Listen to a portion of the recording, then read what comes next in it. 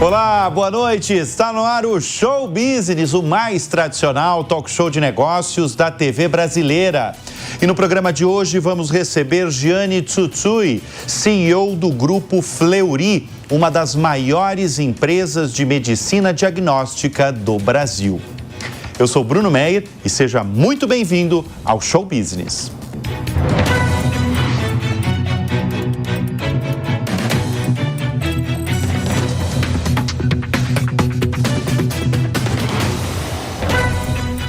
Ela é médica cardiologista com formação pela Universidade de São Paulo e comanda um grupo centenário que se tornou líder no setor de diagnósticos no Brasil. Nós vamos conversar nesta edição do Show Business com Gianni Tsutsui, CEO do Grupo Fleury. Obrigado pela presença em nosso estúdio, Gianni. Você assumiu o comando, como CEO do Grupo Fleury em 2021 e desde então o faturamento mais do que dobrou no grupo. Como uma médica, como eu apresentei, cardiologista, se tornou uma das mais importantes executivas do setor de saúde do Brasil? Bruno, obrigada pelo convite. É um prazer estar no Show Business, falando não só sobre o Grupo Fleury, mas sobre saúde de uma maneira geral. E como você mencionou, eu sou cardiologista de formação, mas eu migrei para a área de gestão, começando na área de pesquisa, desenvolvimento e inovação. Pelo meu histórico acadêmico, pela minha formação em pesquisa científica, além da formação médica, mas logo eu me encantei pela área de gestão e aí passei por diferentes áreas dentro da empresa e também fiz uma formação complementar à minha formação médica. Então eu estudei business e em 2021 eu assumi como CEO. Então é uma mudança de trajetória, mas eu sempre digo que o propósito permanece. Hoje eu atuo numa empresa de saúde que tem esse histórico de inovação e para mim é um prazer poder não só exercer uma visão médica dentro da área de saúde, mas também complementar com toda a execução que para mim é um grande passo, para a gente tornar aquilo que a gente estuda no mundo científico, mas trazer para a realidade da saúde para a sociedade. Bom, deixa eu trazer números, porque eu falei em dobrar de tamanho, dobrar de faturamento. Em 2025, vocês atingiram um faturamento aí recorde, de 9 bilhões de reais em receita bruta. Isso significa uma alta de pouco mais de 8% se a gente comparar com o ano anterior. Essa receita recorde do seu grupo, a gente está falando de uma companhia que vai completar agora em maio de 2026 100 anos de existência. 100 anos de existência. Isso se deve a quê, esse recorde numa empresa centenária?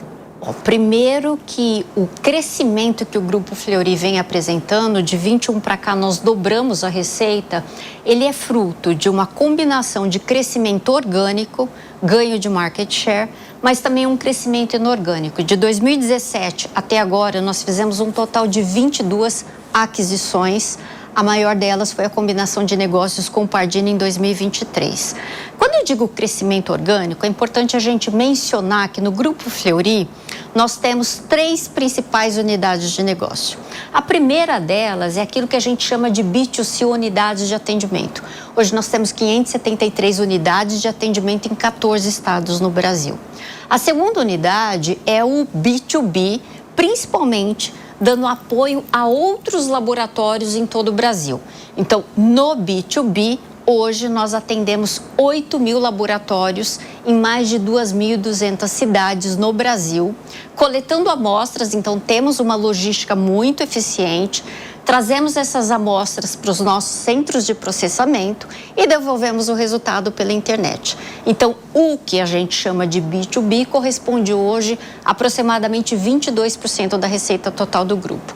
E, finalmente, de 21 para cá, a gente tem o que a gente chama de novos elos, que são, hoje, algumas especialidades onde a gente faz consulta até tratamento ambulatorial. Então, este crescimento que a gente apresentou, atingindo 9 bilhões no ano de 2025, ele vem do crescimento dessas diferentes unidades de negócio. Mas eu acho que é muito importante a gente lembrar que o Grupo Fleury, que este ano, como você mencionou, completa 100 anos, ele nasceu como um laboratório de análises clínicas. Depois disso, ele expandiu... Na cidade de São Paulo. Na cidade de São Paulo. Em 1926, um pequeno laboratório fundado por um médico, Dr. Gastão Fleury, no centro da cidade de São Paulo. Depois disso, de alguns anos, se juntou a ele o Dr. Walter Lezer, que é uma grande referência em termos de desenvolvimento científico. Ele, inclusive, foi secretário de Saúde do Estado de São Paulo. E o Dr. Walter Lezer, junto com o Dr. Gastão Fleury, eles foram agregando outros médicos a esse pequeno laboratório, agregando outras técnicas. Então, veio a anatomia patológica e, ao longo do tempo, esse laboratório foi crescendo. Fundou a segunda unidade lá na Avenida Brasil, que a gente chama Unidade Brasilzinha, porque hoje continua como uma unidade do Fleury. E, ao longo do tempo, foi crescendo, inclusive trazendo inovações, se tornou uma grande referência em termos de qualidade, de exames diferenciados e sempre teve uma conexão muito forte com as universidades, com os médicos que eram formados nessas universidades, se tornando então uma referência. Então o Fleury ele foi fundado a partir de um grupo de médicos. Esses médicos se tornaram sócios do laboratório, cada um na sua especialidade, e esse laboratório foi crescendo. Ô, Jane, como eu gosto de destacar em várias edições aqui do Show Business, a gente gosta, primeiro que a gente valoriza todos os nossos convidados que passam por essa cadeira aqui, porque são pessoas extremamente bem-sucedidas, comandando as companhias mais bem-sucedidas do país. A gente está falando de uma companhia centenária e eu gostaria de receber cada vez mais empresas centenárias. A gente recebeu o presidente da Gerdau recentemente, faz algum tempo já o Gustavo Werneck. A gente já recebeu multinacionais, como a Saint-Gobain, mais de 300 anos de existência. E eu estou tendo o prazer de agora receber vocês, uma empresa centenária. Vamos sair um pouco da sua visão de médica e agora indo para a sua visão empresarial. O que você acha que é determinante para uma empresa ser relevante ao longo das décadas? Primeiro, uma capacidade de se adaptar ao momento. Então, nesses 100 anos, o Grupo Fleury passou por diversas fases, diversos desafios de economia, diversos desafios da área de saúde, mas soube preservar dentro de uma cultura organizacional a qualidade, a inovação, e esse ponto é o segundo ponto que eu trago. Além dessa adaptabilidade, como empresa, é preciso trazer muita inovação, principalmente na área de saúde, onde tudo vai mudando, e o Fleury sempre soube se adaptar e trazer novos métodos. À época, a inovação era mais voltada para produtos, para testes, uma vez que está na área de medicina diagnóstica, mas ao longo do tempo, a inovação começa a percorrer outros tipos de serviço. Então, como eu falei, nasceu como um laboratório, trouxe toda a parte de imagem e dentro da imagem, nos diferentes métodos, também foi para as especialidades médicas, trouxe os centros integrados. Quando eu digo inovação, por exemplo, em 1997, o Fleury foi a primeira empresa do mundo a disponibilizar resultados do exame pela internet. Então, trouxe toda a automação laboratorial e foi, ao longo do tempo, sendo capaz também de formar uma gestão que seja adequada. Então, neste processo, ele passou por um processo de profissionalização muito grande. Como eu mencionei, ele foi formado por médicos. Em 2009, abre capital.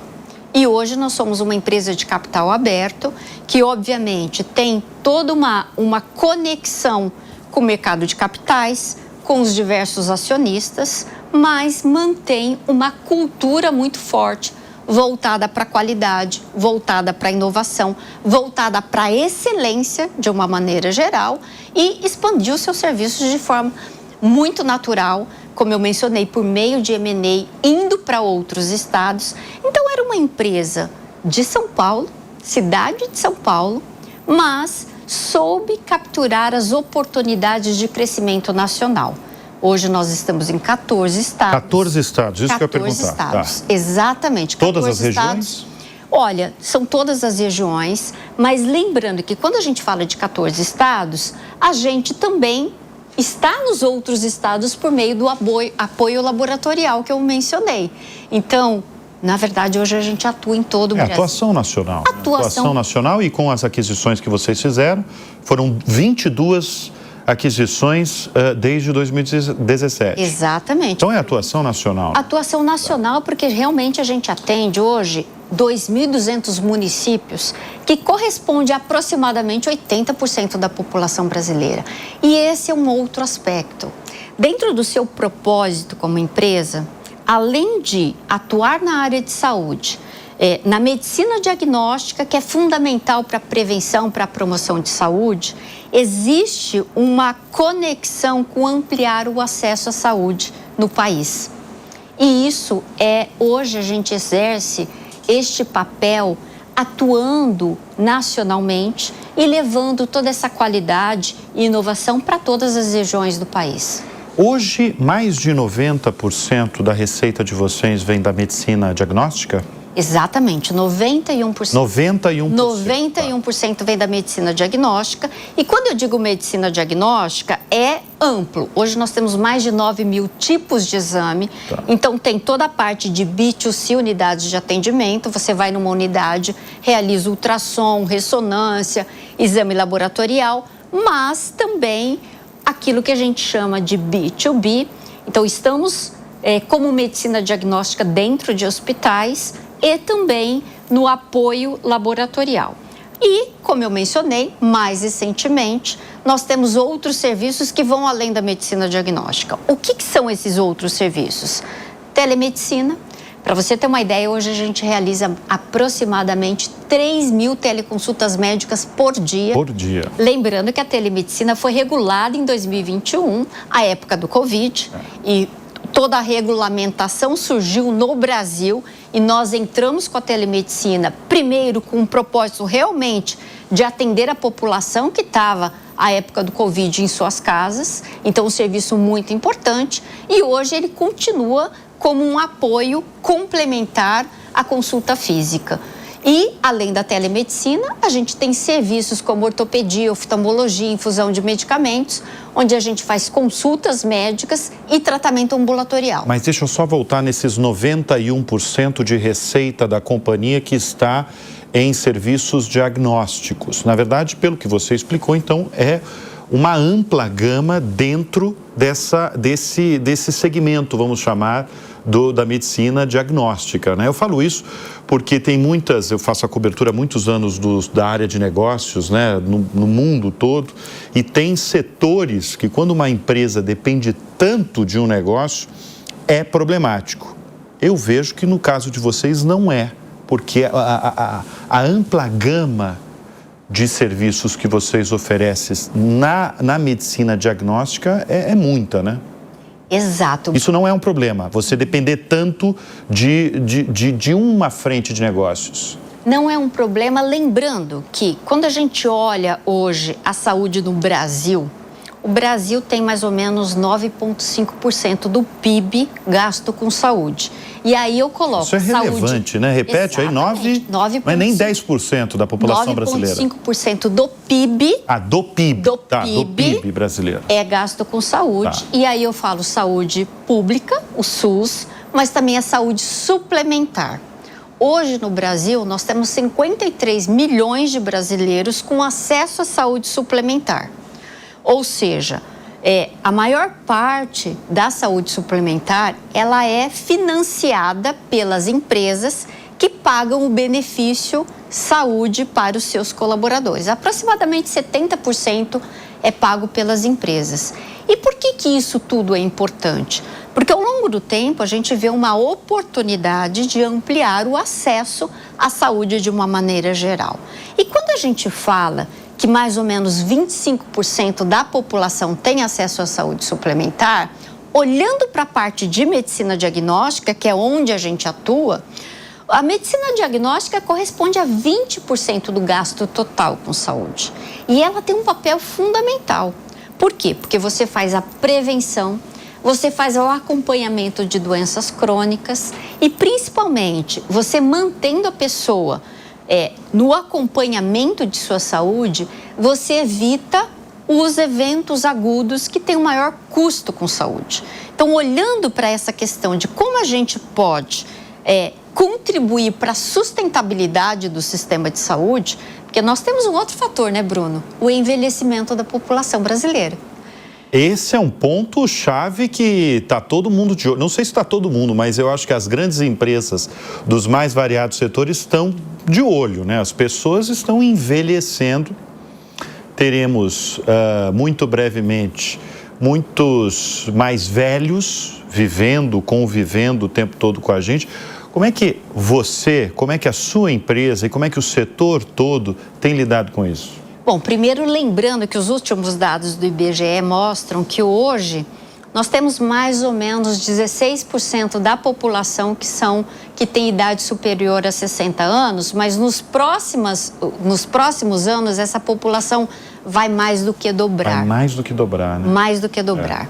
Hoje, quando a gente olha a expectativa de vida do Brasil, já são 76 anos. 76. Nos próximos anos, isso vai para 80 anos. Então, nós temos realmente uma taxa de envelhecimento da população brasileira que é bastante forte e isso vai levar a uma demanda maior por serviços de saúde. Por quê? Os dados do IBGE também mostram de que cada 4 brasileiros com idade acima de 60 anos, 3 têm algum tipo de doença crônica. Hipertensão, diabetes. Então, isso tudo demanda um cuidado. E a gente precisa equilibrar este custo com saúde para que a gente possa atender toda a população de uma maneira adequada. Olhando para isso, o Fleury se posiciona muito nessa parte de prevenção, o que nós queremos é que as pessoas vivam mais com qualidade de vida. E para isso, você precisa realmente fazer a promoção de saúde, que é fundamental. Então, é uma mudança, olhando para o sistema de saúde, uma mudança que olha mais para a saúde do que para a doença ao longo do tempo. E essa longevidade, como você mencionou, existe hoje toda uma economia da longevidade. Ou seja, como as diversas indústrias no país se preparam para esse envelhecimento da população.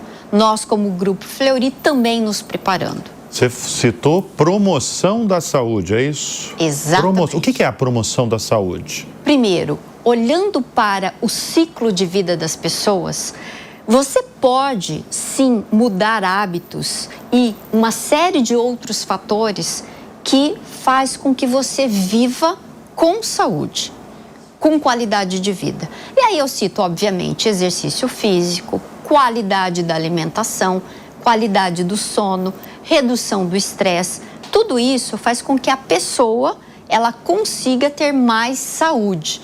E olhando para esse movimento de envelhecimento da população, é fundamental que a gente fale mais sobre promoção de saúde, sobre prevenção, ou se o indivíduo tem algum tipo de doença crônica, como a gente consegue mantê-lo controlado para evitar que ele tenha um evento agudo que custa muito para o sistema de saúde. Então, este equilíbrio é fundamental. E falando sobre longevidade e promoção de saúde, esse é outro tópico que cada vez mais vem sendo implementado dentro do Grupo Fleury. Como eu falei, não só prevenção e promoção de saúde, mas olhando para as especialidades que estão atreladas a situações clínicas que acontecem com o envelhecimento. Por exemplo, nós temos hoje uma atuação em ortopedia. Então, quando a gente olha o envelhecimento, está muito atrelado a algumas situações relacionadas a condições ortopédicas. E se você consegue tratar isso, você dá qualidade de vida para as pessoas. Então, é nisso que a gente trabalha o tempo inteiro. Como manter as pessoas mais saudáveis. E quando a gente fala saúde, a gente tem uma visão completa da saúde. Não é só saúde física, mas também saúde mental e saúde social, Bruno. Você tem tocado em temas regulares aqui no Show Business. Nosso espectador do programa sabe que tem temas que a gente fala com recorrência, porque eu lembro há muito tempo atrás, quando uma presidente de banco sentou aqui e ela falou há mais de 2 anos sobre a preocupação dela com a saúde mental dos 6.000 profissionais deste banco que ela lidera até hoje, que ela continua presidente desse banco. Quando que vocês perceberam que a saúde mental, depois eu até quero que você fale sobre saúde social, mas a saúde mental era uma preocupação das empresas e até uma preocupação de país mesmo? Primeiro que os dados mostram que o percentual de pessoas com depressão e ansiedade vem aumentando, e isso foi mais alarmante durante a pandemia de Covid. Porque as pessoas, obviamente, estavam expostas... Reclusas, mas também expostas a uma situação que nem sempre era corriqueira, que era a possibilidade da morte. Isso trouxe um aumento em ansiedade e depressão. Mas, desculpa a interrupção, mas esse aumento, ele permanece, a depressão e a ansiedade, passada a pandemia, ele permanece vivo em 2026? Ele permanece. E essa passou a ser uma preocupação também das empresas. Por quê? Porque a saúde mental, ela tem um impacto direto na produtividade e absenteísmo. Sem dúvida. Então, quando a gente olha para esses números, né, de absenteísmo, de produtividade, cada vez mais, como você mencionou, uma CEO preocupada com saúde mental, isso está sendo muito frequente. Inclusive na área de saúde, esse é um fator de preocupação. Os profissionais que atuam na saúde também têm que se preocupar com a saúde mental. E as empresas, nós, por exemplo, temos todo um programa que se chama Viver Melhor, que olha para a saúde dos nossos colaboradores, saúde física, mas também o apoio emocional, a saúde mental. Isso é fundamental. E não só os programas, mas também você promover um ambiente onde você tenha mais liberdade de expressão, diversidade, um ambiente onde as pessoas possam se expressar e exercer o seu potencial na plenitude. A gente, esse caso que eu citei, né, da nossa convidada, presidente de banco, falando sobre saúde mental, dos milhares de colaboradores que ela lidera, só foi foi a primeira convidada que falou sobre a preocupação. A gente tem outros convidados que também relataram essa preocupação com os funcionários, com a saúde mental deles, né, desses colaboradores. Você traz aqui no Show Business um título novo, para mim é novo, saúde social, uma preocupação sua, da companhia, com saúde social. O que é a saúde social, Jeane? Bruno, esse tema vem sendo cada vez mais discutido. Inclusive, eu faço um link com aquele tema de longevidade. Existem estudos muito bem estabelecidos que avaliaram por que algumas populações elas têm uma maior longevidade do que outras. E apareceu um fator importante que é a conexão, o relacionamento entre as pessoas. Nós, seres humanos, temos a característica de ter uma necessidade de relacionamento. E não precisa ser muitos, mas precisa ter qualidade. Então, quando a gente fala sobre saúde social, é o aspecto de você cultivar na sua vida relacionamentos de confiança, onde você consiga, ao longo do tempo, ter um equilíbrio na sua vida. Então, esses relacionamentos, que são relacionamentos muitas vezes profundos com a sua família, com a sua comunidade, eles são muito importantes para você ter qualidade de vida. Então, tem um aspecto físico, um aspecto mental, que a gente falou, ou emocional, mas também o relacionamento. Nós, seres humanos, precisamos do relacionamento. E isso tem ficado muito mais evidente agora, né? Com a mudança de hábitos. Muitas vezes, hoje, você tem gerações que não se relacionam.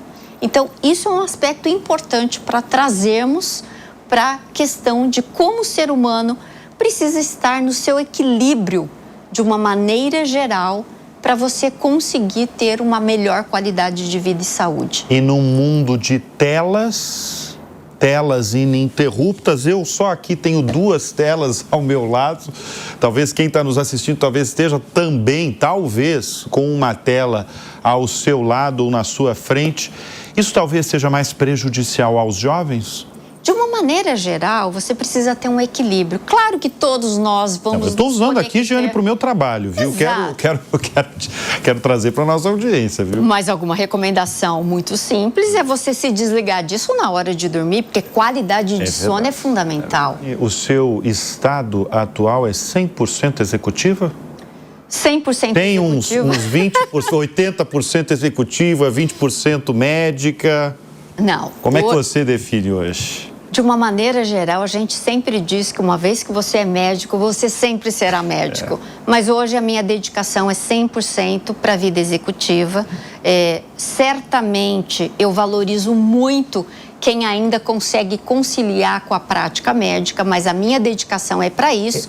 E nós temos no Grupo Fleury, como grupo de executivos, e esse é um ponto muito importante, um time de executivos muito complementar. Então, tem médicos, tem administradores, tem engenheiros, e essa complementariedade eu acho que é fundamental para você montar times de alta performance. Isso é o conselho, a diretoria, o que você está falando? Tanto no conselho, na diretoria executiva, como no resto da organização.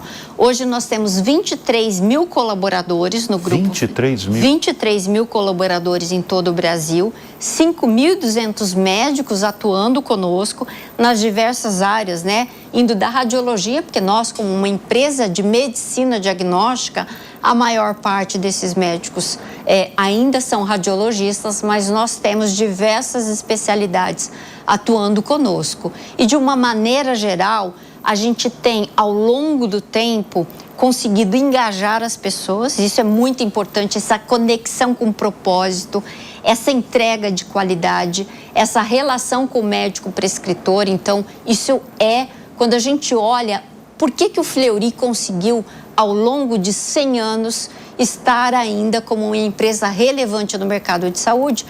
E eu digo mais, né? A gente olha para o futuro, a gente olha para os próximos 100 anos. Ciência e confiança foram fatores fundamentais que nos trouxeram até aqui. E olhando para o futuro, a gente sempre diz, futuro feito de ciência e confiança. Por quê? Todo o desenvolvimento científico na área da medicina diagnóstica e na área de saúde, existe um desenvolvimento tecnológico e científico muito grande, assim como existe uma relação de confiança do cliente, do médico e de todos os stakeholders. Mas na sua profissão, né, na medicina, não é comum. Ou é comum essa passagem que você fez aí de médica para o lado executivo, sendo o CEO de uma companhia tão grande? Não é tão comum. Não é, né? Hoje nós valorizamos muitos médicos que continuam como médicos, porque esse, Mas na verdade, a maioria, né? É a maioria. O médico que continua como médico. É a maioria, felizmente, e nós temos médicos excepcionais cuidando dos nossos pacientes. Que bom que isso acontece. Claro, sim. Mas quando você descobriu, Jeane, que você poderia ir muito além dos exames cardiovasculares? Olha, essa migração, como eu disse, ela começou quando eu fui convidada para coordenar a área de pesquisa e inovação. Porque o Fleury, desde sempre, fez inovação. inovação em testes e inovação em serviços. E eu fui convidada para coordenar essa área pelo meu background científico. E a partir daí, eu fiz um MBA em Ciência, Tecnologia e Inovação e me encantei pela área de gestão.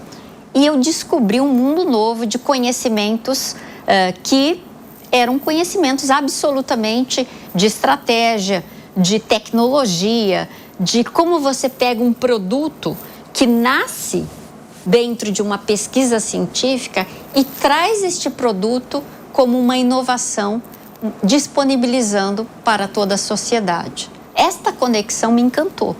E a partir daí, obviamente, eu estudei negócios, estudei finanças e hoje eu amo a área de... Não, inclusive, deixa eu chamar a atenção da nossa audiência para o currículo da Giane, porque além da formação em medicina na Universidade de São Paulo, você tem pós-doutorado na Universidade de Nebraska, nos Estados Unidos, e fez uma série de cursos de negócios nos Estados Unidos, né? Tem curso no MIT, tem curso em Harvard, tem curso na Wharton. Qual que foi a maior lição, sobretudo desses cursos de negócios que você teve nos Estados Unidos? Eu diria que são dois aspectos fundamentais. Um aspecto é o aspecto técnico, que obviamente essas escolas, elas trazem muito conteúdo técnico, mas o maior aprendizado é como você aprende a ouvir. Isso é bastante interessante, porque quando você está numa escola com gente de vários países e você estuda, por exemplo, em Harvard, um case, e você tem certeza que aquele case deveria ser conduzido de uma determinada forma, eles te fazem ouvir e discutir. E aí você discute com pessoas de diferentes backgrounds, diferentes países, diferentes culturas. E você aprende que a interpretação desse case, ela pode ser variada. Isso eu trago para a minha vida hoje como executiva. Como você, primeiro, continua o aprendizado contínuo. Segundo, como você ouve diferentes perspectivas, dependendo da região, da cultura, do background. E você tira um pouco dos seus vieses. Isso é bastante interessante. Então, ter essa mentalidade de aprendizado contínuo e de complementariedade de visão é o que eu trago, primeiro, para aquela tua pergunta sobre o que faz uma empresa sobreviver 100 anos. É a capacidade dela se adaptar ao momento. E na área de saúde, nós tivemos momentos como a pandemia de Covid, onde a gente não conseguia fazer os testes diagnósticos convencionais. Mas rapidamente a gente desenvolveu o teste de Covid, a gente implementou serviços como o drive-thru para atender aquela população. Então fizemos um shift, passamos a cada vez mais fazer os testes em casa. Hoje o serviço de atendimento domiciliar corresponde a 8% da receita total do grupo. Quando a gente olha o B2C, corresponde a 11,2% da receita do B2C. E a gente vem a cada trimestre crescendo com atendimento domiciliar, que é uma tendência. Então, a capacidade de você olhar uma determinada situação e conseguir adaptar o seu negócio àquela realidade é algo que eu também aprendi nas escolas. É a primeira vez que o Fleury tem uma mulher no comando? Não, é a segunda vez. É a segunda vez. Nós já tivemos a Vivian Rosso como CEO e agora eu assumo como CEO, mas eu vou trazer um dado interessante.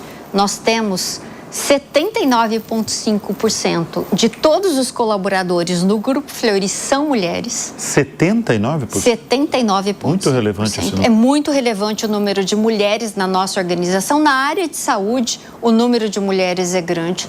Quando a gente olha mulheres na liderança, são 70,5%.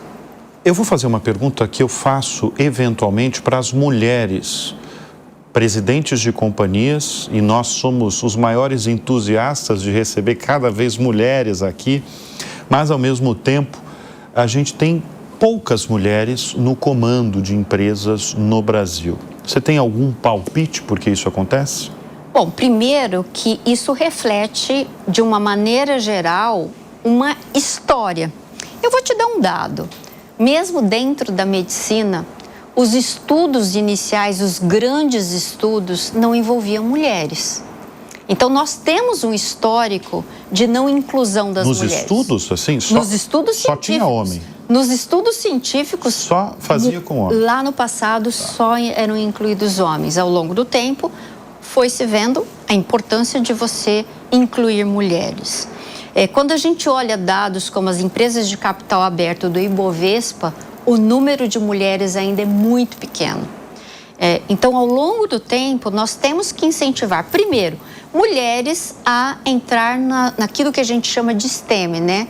Science, Technology, Engineering, Mathematics, ou seja, que as mulheres assumam as profissões nas suas diferentes formas, né? Ciência, tecnologia, matemática, engenharia. O segundo ponto é que precisamos incentivar as mulheres a assumirem cargos de liderança.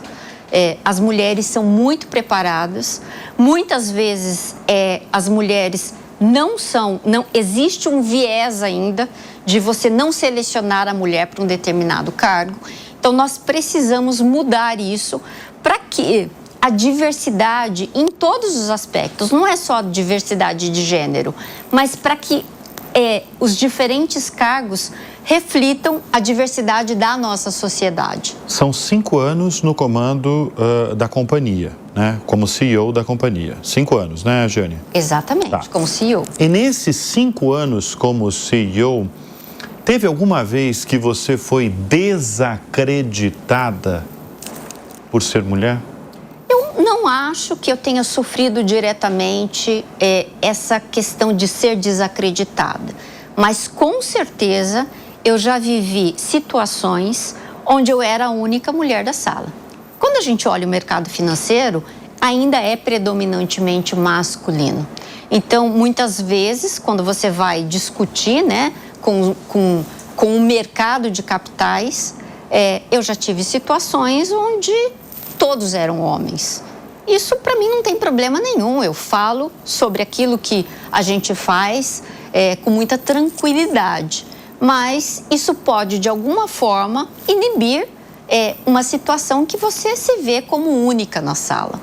De uma maneira geral, a gente tem que mudar este cenário. E eu fico feliz de ver que isso tem mudado, né? Hoje você vê muito mais mulheres assumindo as diferentes áreas. Jeane, Copa do Mundo chegando aí, eleições presidenciais, esses grandes eventos num país, eles vão impactar o setor? Principalmente a questão, quando a gente olha para a medicina diagnóstica ambulatorial, nós temos influência daquilo que a gente chama de dias úteis. Então, como isso se reflete no nosso negócio? O nosso negócio tem uma sazonalidade. Em geral, o quarto trimestre, quando a gente tem Natal, Ano Novo, você tem uma discreta redução de receita. Em compensação, os trimestres com menos feriados, eles são mais fortes. Isso aconteceu no ano de 2025, por exemplo. O primeiro semestre, todos vão se lembrar que a gente teve feriados prolongados. O segundo semestre, a gente teve uma receita muito mais forte. Quando a gente olha para o ano de 2026, nós não temos uma diferença significativa em termos de dias úteis. Mas nós temos uma Copa do Mundo em junho e julho. E olhando as Copas anteriores, o que a gente viu é que neste período você pode ter uma leve redução de receita, mas essa receita em geral se desloca, tá? Principalmente nesta Copa, onde o Brasil joga principalmente à noite, sábados inicialmente. Então a gente não vê um impacto muito relevante, tá? A saúde é uma área bastante resiliente aos aspectos macroeconômicos, porque é algo que as pessoas precisam, é algo fundamental. Então, olhando para esse cenário, o ano de 26, em que a gente tem o aspecto de eleições ou mesmo Copa do Mundo, a gente acredita que a gente consiga, isso não é nenhum guidance, mas ter uma performance dentro da nossa expectativa, com variações de um período ou outro. Por isso que eu digo, não basta olhar o trimestre, tem que olhar o ano para que a gente realmente consiga fazer essas adaptações. E principalmente, né, Bruno, o ano de 2026, o ano do nosso centenário, eu diria que nós temos aqui uma conexão com toda a organização muito grande.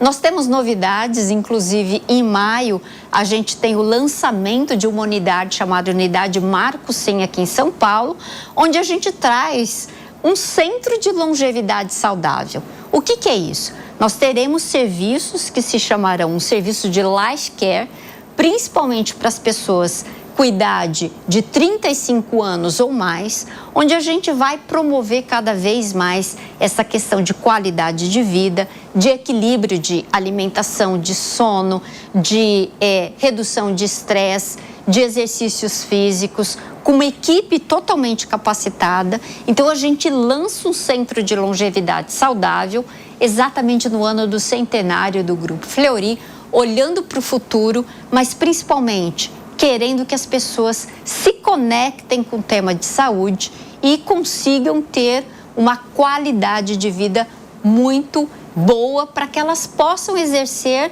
e curtir a vida na sua plenitude. Muito bem, nós estamos conversando nesta edição do Show Business com Jeane Tsutsui, a CEO do Grupo Fleury. O Show Business faz uma breve pausa e volta em instantes.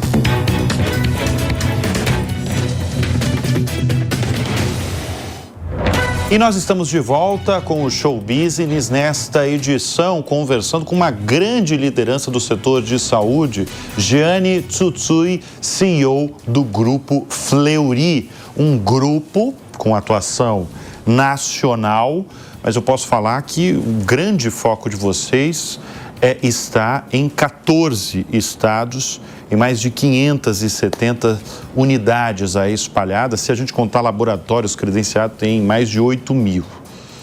Você, como CEO há 5 anos do grupo, eu sei que você gosta de dar uma andança pelos estados brasileiros em que a companhia está inserida. Como é que é esse Brasilzão na saúde, Jeane? Tem muita diferença entre a saúde e entre as regiões e entre os estados brasileiros? Tem, Bruno. A gente costuma dizer que a saúde, ela é regionalizada. Ou seja, nós temos uma diferença em todas as regiões e eu te trago um dado interessante.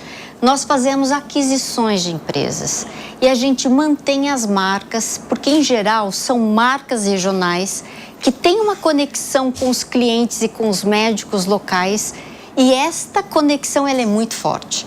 Então, em geral, para fazer uma aquisição, nós olhamos o lado estratégico, ou seja, uma região com alto desenvolvimento socioeconômico, uma região com alta penetração da saúde suplementar, mas também a gente olha o aspecto cultural, que são marcas, em geral, marcas fortes, tradicionais e que têm essa relação de conexão com o cliente e com o médico prescritor muito forte.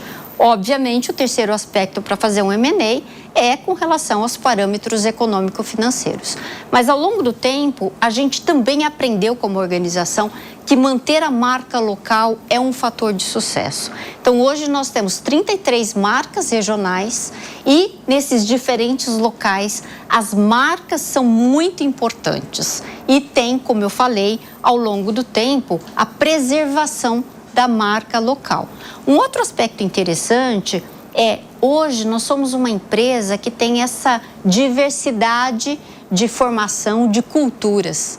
Então, a gente aprendeu também um respeito muito grande pela cultura local, pela forma como as pessoas, por exemplo, solicitam exames, que ela pode variar de um local para o outro.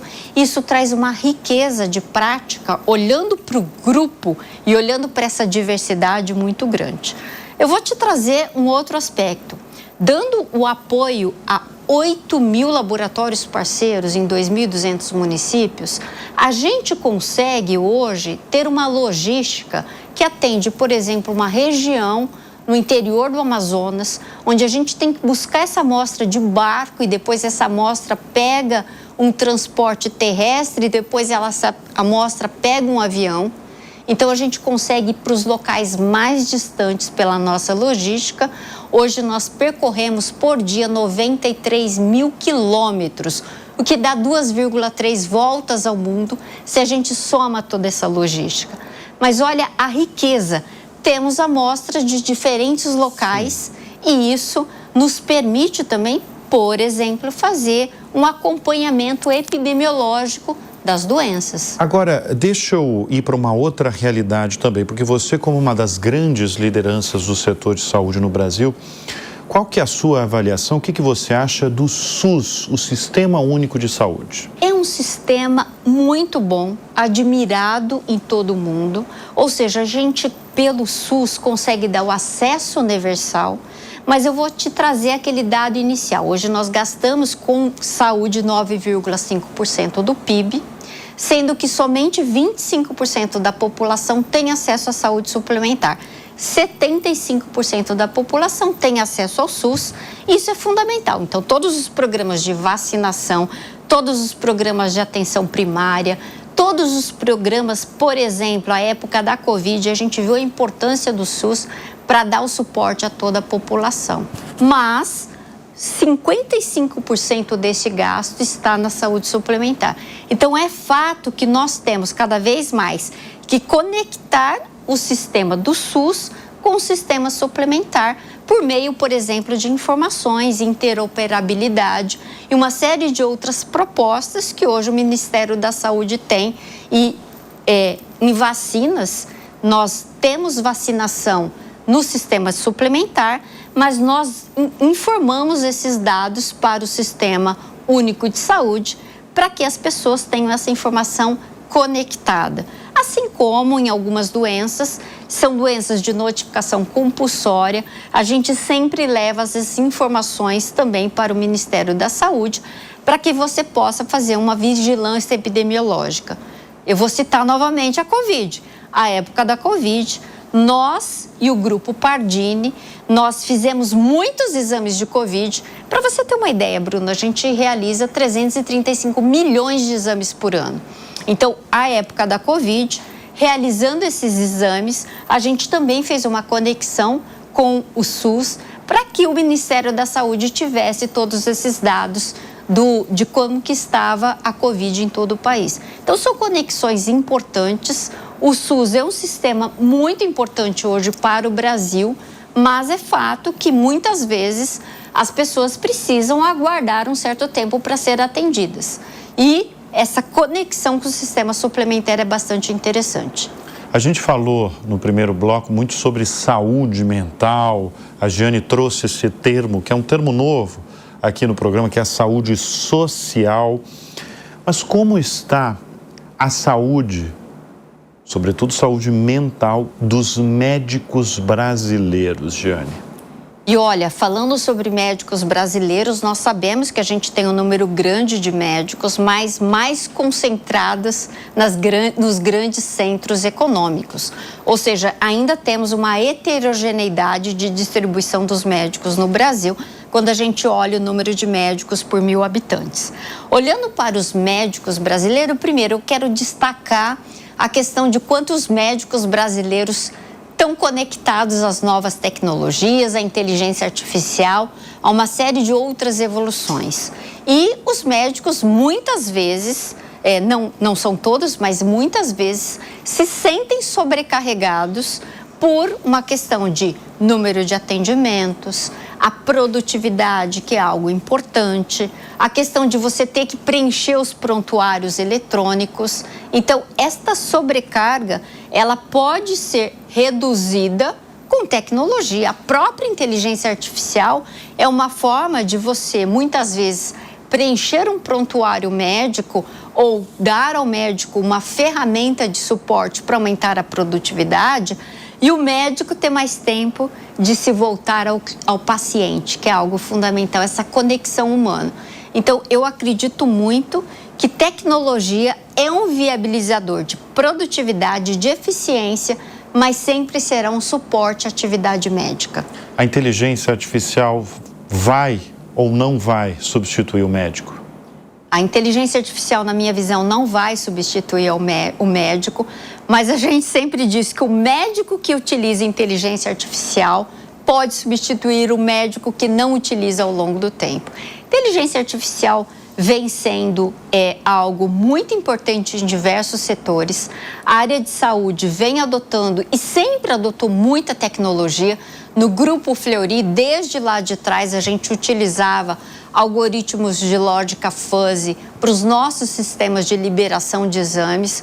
Hoje a gente tem muita automação, muita tecnologia incorporada em toda a produção, em toda a liberação dos resultados de exame, mas a gente utiliza também inteligência artificial, Bruno, olhando para o aspecto de eficiência, para o aspecto de experiência do paciente e para o aspecto de estar na vanguarda da medicina e saúde. Olhando para esses diferentes pilares, nós temos muitas aplicações de inteligência artificial, mas especificamente em algumas áreas, tá? Então, inteligência artificial ao longo do tempo precisa ser adotada com muito critério em saúde, uma vez que, por exemplo, nós lidamos com dados muito sensíveis, que são dados confidenciais, precisa também ser utilizada pensando no custo de capital atual e no custo que você tem com incorporação de tecnologia, com muita responsabilidade e priorização, mas a gente acredita sim que esta é mais uma tecnologia que ao longo do tempo vai permitir o aumento do acesso à saúde no país. Da sua formação na Universidade de São Paulo em medicina até os dias de hoje, como CEO de uma das companhias mais relevantes e importantes do setor de saúde no Brasil, qual foi a transformação mais extraordinária no setor que você avalia nesse tempo? Ao longo do tempo, toda a automação foi uma transformação extraordinária. Ao longo do tempo eu vi isso desde a minha época de formação em medicina. A gente ainda discutia algumas técnicas que estavam muito distantes da prática, por exemplo, sequenciamento de próxima geração, que a gente tem em genômica e que permitiu uma redução muito grande do custo do exame e também do prazo de liberação de resultados. Tanto é que hoje nós temos os exames de genômica disponíveis no nosso portfólio para a prática médica, auxiliar o médico, por exemplo, no tratamento de um paciente com câncer. Você consegue fazer uma análise tumoral de um paciente e, com isso, você ter a indicação do melhor tratamento para aquele tumor naquele paciente. Aquilo que a gente chama de medicina de precisão ou medicina cada vez mais preditiva e personalizada. Então, essa foi uma evolução que, da época que eu estudei medicina até agora como CEO, eu vi isso ser incorporado na prática médica e disponibilizado para a sociedade. E digo mais, Bruno, hoje o Grupo Fleury tem uma área de pesquisa e desenvolvimento. Nós fizemos uma joint venture com o Hospital Albert Einstein, que se chama Gênesis, para desenvolvimento de novos testes na área de genômica, de sequenciamento de próxima geração. E, a partir do desenvolvimento, a gente consegue disponibilizar rapidamente para todo o Brasil. Agora eu vou além, viu? Os médicos que foram formados na sua época de aluna de medicina, eles são muito diferentes dos médicos que estão se formando esse ano ou que já se formaram no ano passado e que estão chegando ao mercado de trabalho? Hoje, os médicos já são nativos digitais. Hoje, os médicos já conseguem, de uma maneira geral, ter acesso a informações de uma maneira muito diferente do que, por exemplo, a minha geração teve. Eu sou da época que, para você conseguir ler um periódico, um artigo, você tinha que solicitar aquele artigo. Hoje isso está muito disponível. A informação hoje, ela não só é produzida numa velocidade muito rápida, em termos de novo conhecimento, mas como está disponível de uma maneira muito rápida. O que eu também trago como importante é você não ter só acesso à informação, mas você ter o pensamento crítico, que é fundamental. E isso, cada vez mais, nós precisamos incentivar que esse pensamento crítico também seja colocado muito na sua prática. Porque, como a gente falou, muitas atividades repetitivas, você já tem tecnologia que faça isso por você. Mas análise clínica, a correlação não usual, isso ainda é do ser humano. Então, este pensamento crítico cada vez mais precisa ser valorizado, inclusive para você analisar ferramentas de inteligência artificial, se aquilo lá está correto ou não. Pergunta clássica aqui no Show Business. Giane, quem são as suas referências, tanto na vida quanto no mundo dos negócios? Primeiro, quando a gente fala de referências, e agora falando do Grupo Fleury completando 100 anos, eu trago muitas referências de pessoas que construíram, e eu tive contato com as últimas gerações, mas pessoas que construíram essa trajetória tão bonita, né? Com uma cultura tão forte, como uma empresa que soube se renovar e soube se manter com vitalidade ao longo do tempo. Então, eu tive contato com pessoas de médicos que participaram dessa formação, Dr. Vieira, Dr. Evaldo, Dr. Rui, vários outros que participaram disso e que contribuíram muito para a minha formação de olhar para o futuro da empresa com muita responsabilidade, com todas essas características que eu mencionei. No mundo dos negócios, eu tenho várias referências. Seria injusto citar uma, mas certamente nós temos no Brasil empreendedores fantásticos, executivos que são inclusive admirados fora do Brasil por essas características, né? Saber lidar com crises, saber lidar com cenários econômicos bastante diversos e ter uma criatividade e ter uma flexibilidade muito grande. Então, eu trago muitas lições que eu tive de conselho de administração, do meu conselho de administração, que é um conselho complementar e fantástico, mas também de outros empreendedores no Brasil, que eu valorizo muito, porque são realmente aí profissionais de muita qualidade e que eu admiro, aprendo nas conexões, nas interações. Vai citar um empreendedor? O Fernando Yunes, que você acabou de entrevistar. Exatamente. Estar aqui no Show Business. Fernando Yunes, presidente do Mercado Livre. Giane, quero agradecer a sua presença aqui no Show Business. Realmente foi um mergulho sobre a história da líder de medicina diagnóstica no Brasil, um mergulho na sua história de médica cardiologista que se tornou a CEO de uma das empresas mais relevantes do país no seu setor e foi um mergulho na saúde brasileira. Obrigado pela presença aqui no nosso estúdio. Muito obrigada, foi um prazer estar aqui falando muito sobre saúde, mas sobre sistemas, sobre tudo que a gente pode fazer e lembrando mais uma vez, para que as pessoas tenham e vivam com qualidade. Amém, amém, amém. Muito obrigado também pela sua audiência, pela sua companhia. A gente vai ficando por aqui. Até semana que vem. Tchau.